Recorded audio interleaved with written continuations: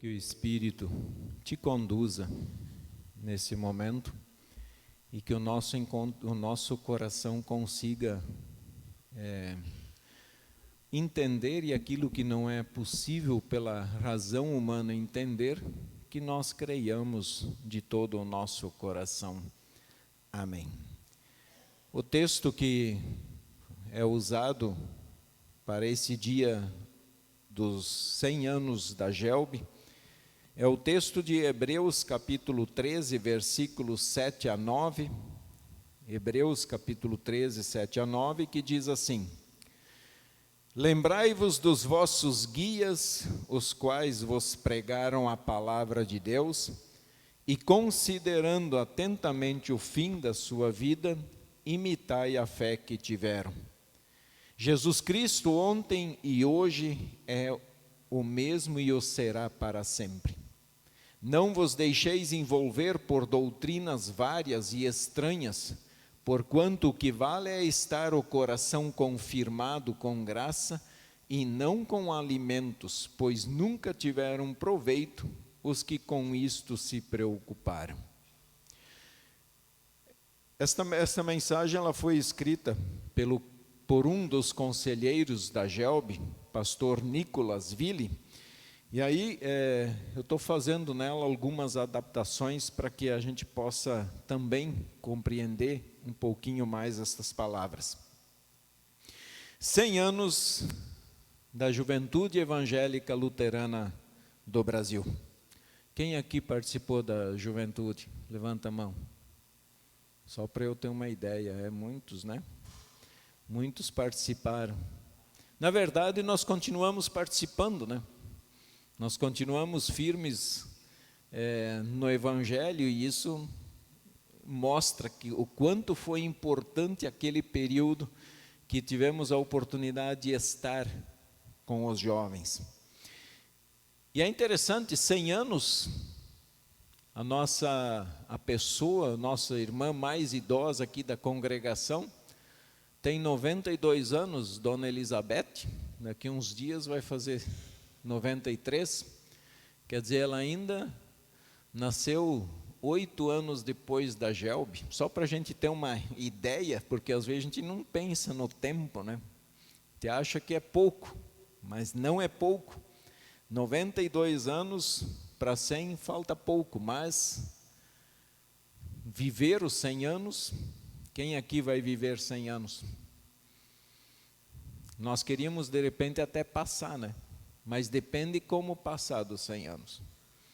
Se chegar aos 100, se chegar aos 70, então como a gente não sabe, vamos vivendo cada dia e aproveitando cada dia. Lembro de uma pesquisa, escreve o pastor Nicolas, lembro de uma pesquisa feita em 2014 pelo Diário do Comércio, dado a meu interesse na questão, em razão da minha família ter uma microempresa, que das 14,5 milhões de empresas existentes naquele tempo, apenas 0,1% chegaram aos 100 anos de atividade. Aproximadamente 190 de 14,5 milhões de empresas. Além de números interessantes, esses detalhes pouco importam, mas revelam algo importante sobre a existência humana, suas intenções, objetivos e caminhada aqui neste mundo. Tudo é frágil, tudo é transitório, passa diante dos nossos olhos. Muitas vezes não vemos, não percebemos, e vamos nos dar conta de que nós mesmos estamos passando o dia que nós tivermos dificuldade de levantar, o dia que começar a tontear, o dia que começar, que for no médico e o médico diz, sua pressão está alta. Então nós começamos a nos dar conta, espera aí, mas o que aconteceu comigo? Até agora eu não tinha, mas agora eu estou tendo problemas.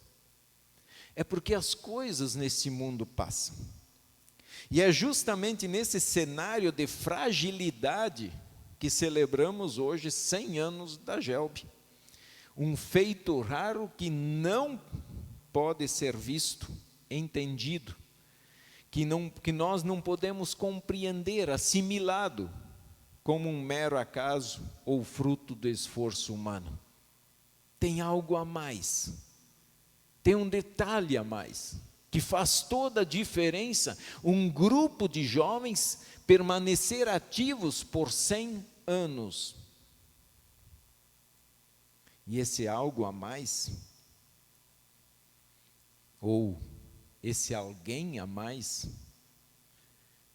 diz o texto, Jesus Cristo é o mesmo ontem, hoje e para sempre. Forte em santa união. Eu não lembro há quanto tempo existe esse lema. Não sei. Mas é um lema que nos diz muito e que ao mesmo tempo nos faz refletir o quanto a união é importante para que as coisas aconteçam. Seja em nossa congregação, seja no departamento, ou seja até mesmo num trabalho que vamos realizar lá fora. O texto de Hebreus, como palavra infalível, a palavra de Deus não falha, traz um alerta necessário para toda a igreja de todos os tempos e lugares. Não se deixem levar pelos diversos e estranhos ensinos. Veja que no versículo 9, ele logo disse: não vos deixeis envolver por doutrinas várias e estranhas. Se tem uma coisa muito ativa e presente em nosso tempo, são doutrinas errôneas, falsas. Qualquer momento, você pode abrir o Face, o WhatsApp, você pode abrir o Instagram, qualquer meio está mostrando as doutrinas ali diante dos nossos olhos. E o pior, estão levando o povo de Deus a pensar que aquilo que Deus estabeleceu como caminho, como verdade, não, mas não é bem assim. Dá para mudar, dá para ajeitar um pouquinho. Aliás, Deus não é tão bravo como eles dizem. Experimente, faça um teste então. Se afaste de Deus. Vivemos uma época do novo. Tudo tem que ser novo. A época até chamam isso de ditadura do novo. Ou ainda uma ditadura da novidade. Já chega um momento em que nós não sabemos mais o que fazer de novo. E eu estou descobrindo que esse é um problema nosso.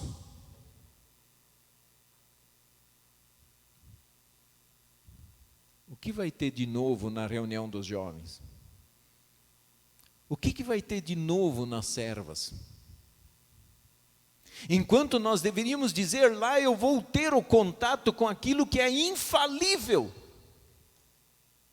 A palavra de Deus. Mas, não.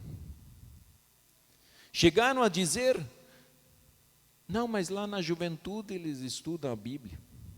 Mas você quer fazer o que na juventude? O que você quer que eu abra lá na juventude para estudar lá? Que caminho nós vamos seguir?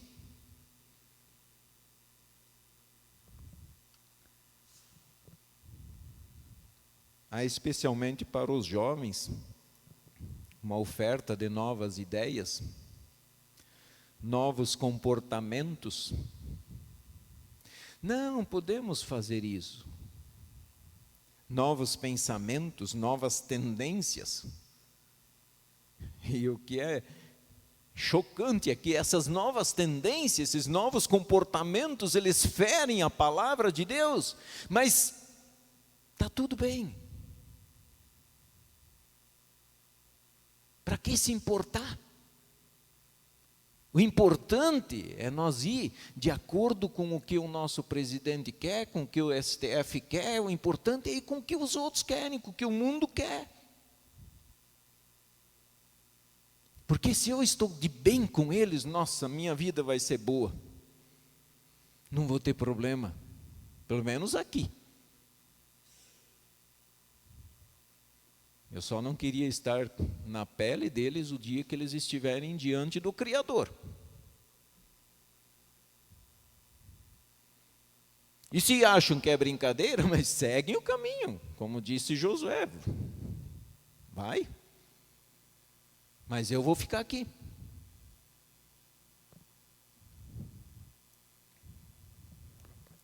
Essas espiritualidades novas, essas teologias, que agora tem uma outra moda aí, que está surgindo, mas não sei exatamente ainda o que é. Mas em algum momento eu vou orientar vocês quanto a isso. Mas abram o olho. A nossa teologia, a teologia bíblica, ela nunca mudou da teologia da cruz. Ah, mas isso é pesado. Bom, não quer a sua cruz? Jogue fora. Mas a Bíblia, aquele que quer permanecer na Bíblia, na palavra, precisa sim se colocar na teologia da cruz. Prosperidade, ela fala, mas não promete. Abrimos o olho. Teologia da libertação, os novos modernos aí, onde padres podem se masturbar na frente de crianças, e ainda não acontece nada. Nem a direção da igreja faz alguma coisa.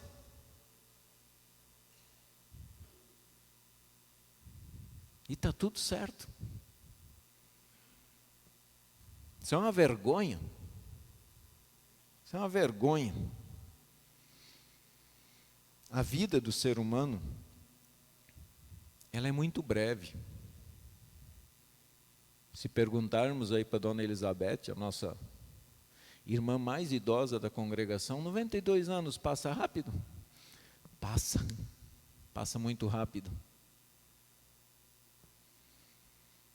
A nossa vida é curta demais para que não seja entregue e vivida para aquele que pode eternizar a nossa vida.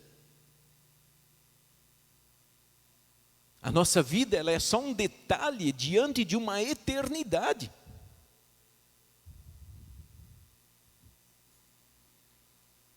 Jesus Cristo pode eternizar. Na verdade, eternizar, nós vamos ser eternos. Temos que ver onde é que nós vamos passar a eternidade, no céu ou no inferno. Inclusive eu descubro e percebo que até inferno as pessoas evitam dizer para não causar e não machucar. Preferem só apontar. Mas eu não aponto, eu digo, inferno mesmo, onde o capeta e seus anjos moram. E aquele que não estiver em Cristo, é para lá que vai. É para lá que vai. Mas o apóstolo é claro. É bom que o nosso coração seja fortalecido pela graça.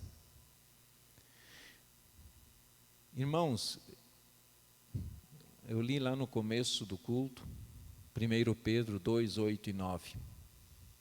Vigiai, orai, sede sóbrios. Sóbrios aqui não é o ato de só não beber bebida alcoólica e ficar ciente, mas é o ato de forma cristã, ficar consciente de que nós estamos enfrentando uma luta.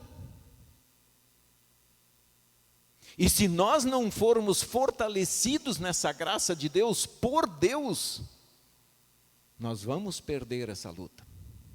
Nós vamos perder a luta.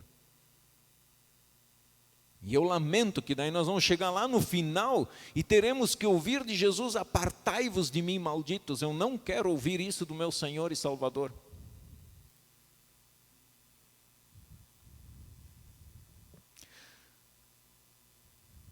Essa graça, esse amor de Deus, sempre está presente ainda enquanto estamos vivendo aqui em Cristo Jesus. O coração dos nossos antepassados foi fortalecido por essa graça. Foram guiados pelo Espírito Santo a ponto de servirem de exemplo para nós hoje. Inclusive, é ressaltado para considerar o fim de sua vida. O texto está dizendo assim: olha o fim da vida dos apóstolos, olha o fim da vida dos profetas de Deus. Isaías, que foi cortado ao meio, olha o fim da vida que essas pessoas tiveram. Permaneceram. E aí vem o convite: olhe para a vida deles. Que exemplo eles estão nos deixando? Que exemplo eles estão nos dando? O mesmo Cristo que sustentou nossos antepassados na fé está conosco hoje. Está conosco hoje. Por isso, hoje, continuamos fortes em santa união. E precisamos estar. Nós precisamos nos escorar, nós precisamos nos ajudar, nós precisamos sentar, dialogar, ler, orar, para nos ajudar mutuamente. Os jovens precisam estar unidos no Evangelho. Uma juventude que tem muitos dons, sotaques e culturas, mas unida por uma fé comum. Jesus Cristo, Senhor da história e Salvador das nossas vidas. Os jovens continuam em nossos dias, sendo um departamento dentro dessa congregação. Lutamos, convidamos, para que eles se mantenham unidos. E é uma oportunidade, sim, de estudar a palavra. Como guia espiritual, eu tenho essa preocupação de conduzir os nossos jovens na verdade. Eu lamento se essa verdade para o povo de Deus não agrada. Mas eu quero que eles sejam conduzidos na verdade. Se fosse para ser um guia de cegos, um guia cego, eu não pretendia ser. E não pretendo. Oro a Deus para que, guiado pelo Espírito, a gente possa de fato conduzir o rebanho, conduzir jovens, servas, homens, no caminho de Deus.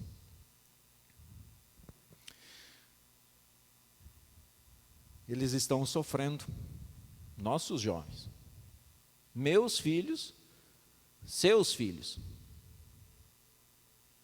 estão sofrendo.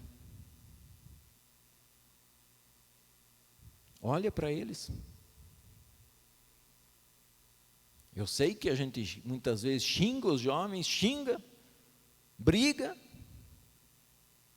mas eu quero dizer para vocês, eles estão sofrendo. Porque é triste ver tanto ataque aos jovens, crianças, e muitos sentados de braços cruzados, como se estivéssemos em água serena, tranquila. Mas por baixo das águas vem o bicho feroz, pronto para engoli-los. Diretoria nacional, distrital, das congregações e departamentos precisam continuar ajudando os jovens. Pais, sentem, conversem com os seus filhos. Procura ouvir o que o coração deles está sentindo. Como é que o coração deles vê o mundo hoje? Porque eu tenho uma preocupação. Se hoje a palavra de Deus está me dizendo para olhar para trás e olhar o exemplo dos meus antepassados na fé, eu fico pensando daqui 50 anos, quando eu não vou mais estar aqui. Esses que hoje são crianças e jovens sentados aqui, eles olhando para trás, 2025, olhando para a nossa vida, o que eles vão dizer? Não, ali estava tudo bem, ali estava tudo certo. Enquanto nas escolas, enquanto nas repartições públicas estão querendo destruir nossa família, nós vamos simplesmente cruzar os braços e dizer, o problema não é meu, daqui 50 anos eu estou virado em pozinho. Os outros que se lasquem. Eu não quero isso. Não quero para os meus filhos, eu não quero para os meus netos, eu não quero para os filhos de vocês. Por isso que eu estou clamando. Abram o olho. Falam. E esse negócio de que tal assunto não se discute, se tiver um assunto na sua casa que você não conversa, pois esse assunto mostra que a sua casa está doente, que você está precisando de ajuda. Porque como cristãos eu tenho, e eu preciso e eu posso falar sobre todo e qualquer assunto. Eu preciso falar com os meus filhos. Que se eu não falo, o mundo vai falar. Eu sei o que eu vou ensinar. Agora, o que o mundo vai ensinar, eu estou vendo acontecer ali fora.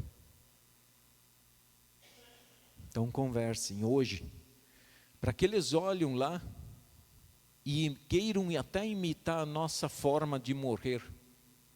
Eu não sei como é que nós vamos morrer. Se vai demorar, se vai ser logo, não sei.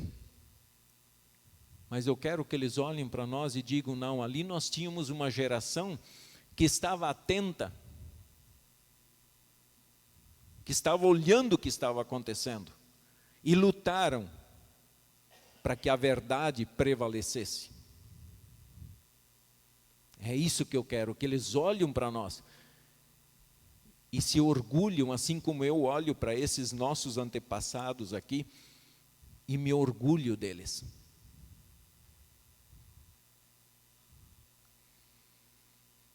Então eu quero que também sintam orgulho da nossa geração.